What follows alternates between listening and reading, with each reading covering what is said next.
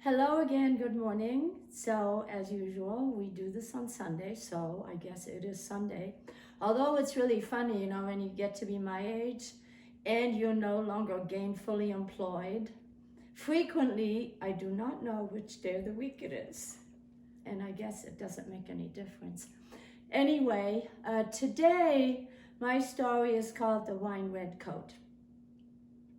So I was about 7 years old. Of course, I was going to school. And at that point, I slept on the sofa in the living room with my grandma.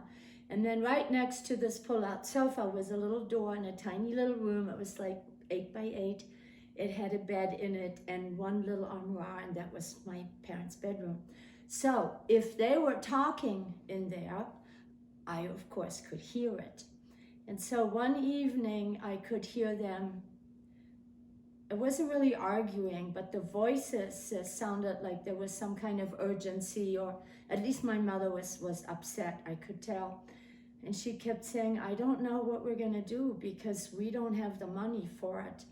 And my father said, well, we've got to do something because the little one, and then my ears got, little one, okay, that's me.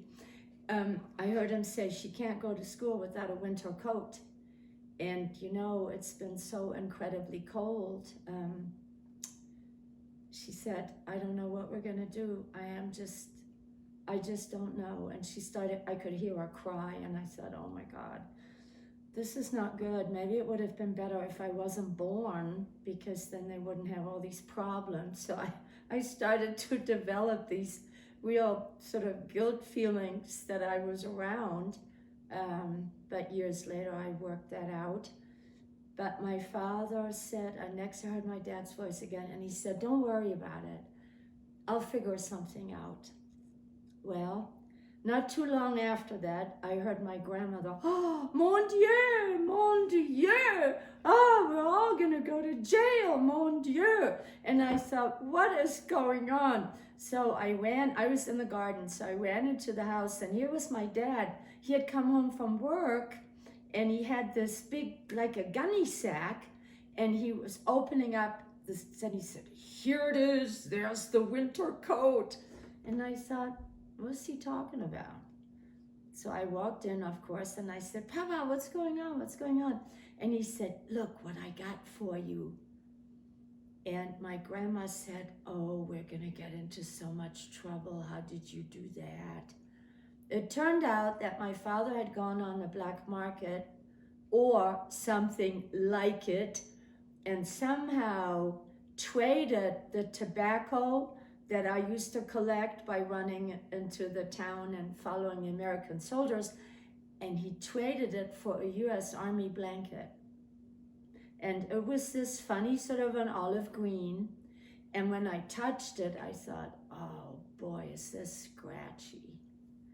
But you could see there was this US Army, almost like black, like they had dyed it into the blanket. It was very obvious. And then when my mother came home, she said, oh, this is great. And oh, I sure wish I had a sewing machine. But he said, well, I haven't been able to get one. So my mother tried to find a seamstress, and she finally found a lady where she and I went, and she had this gloomy old house. I will never forget this. It was huge, and the ceilings were real super tall, and everything was dark. She had these big, heavy, like velvet curtains everywhere, and beautiful old, big furniture that was carved, but it was so dark and so gloomy, and it smelled really funny.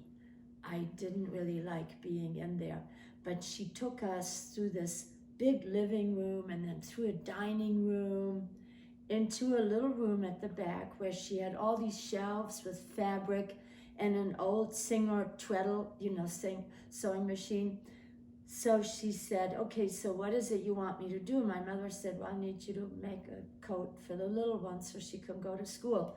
But my mom said, make it longer than it needs to be and put a big hem in it, and make it too big, not her shoulders just a little bit bigger, but then make the sleeves much longer and hem it up, because she's going to have to wear that several years.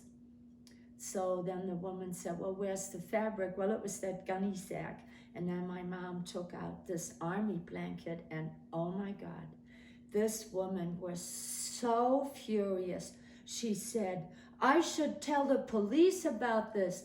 This is illegal. I don't know that I want to have anything to do with this, because this is totally illegal. You could go to jail. So could I. And my mother said, well, I understand your concern, but I need a coat for our daughter.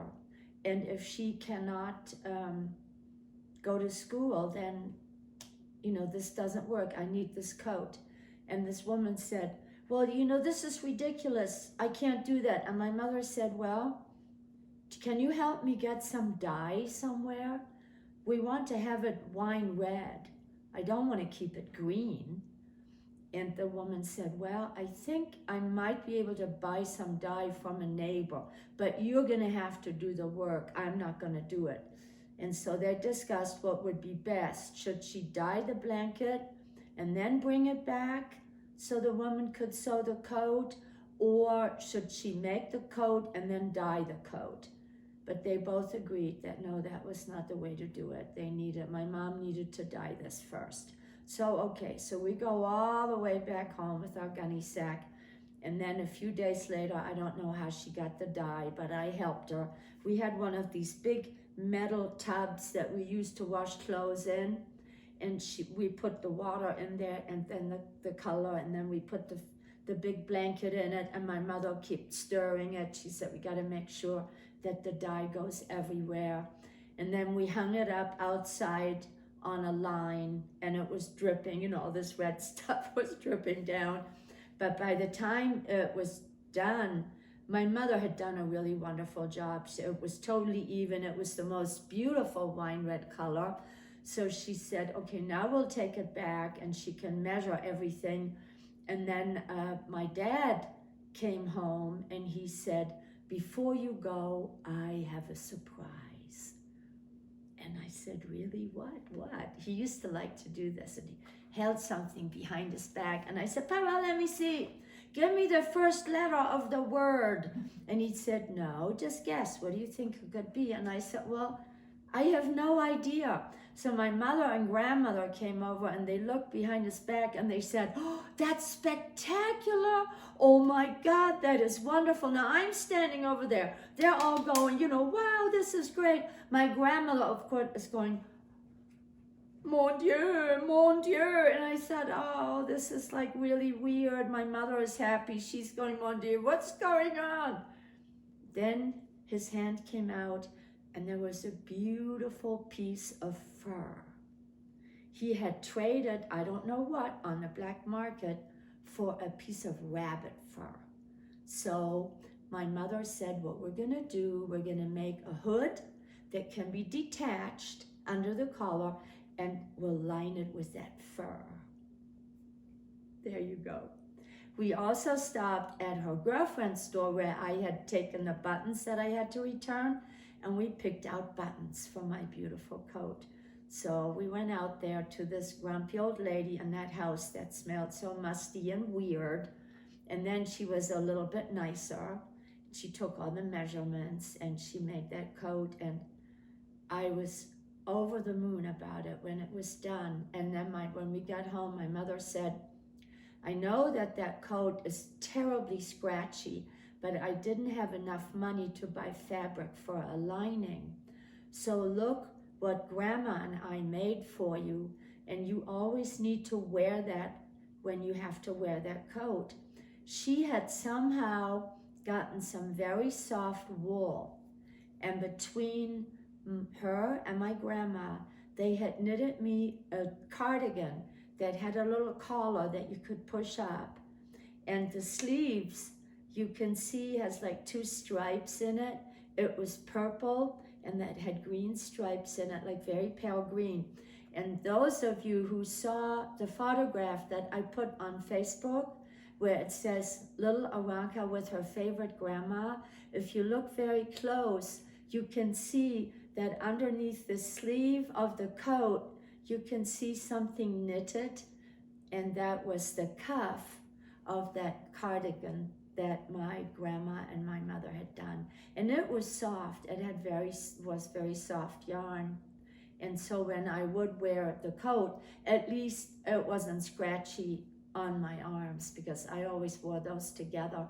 And if it, touched me somewhere here, that was okay. I had to wear long, warm stockings under it anyway.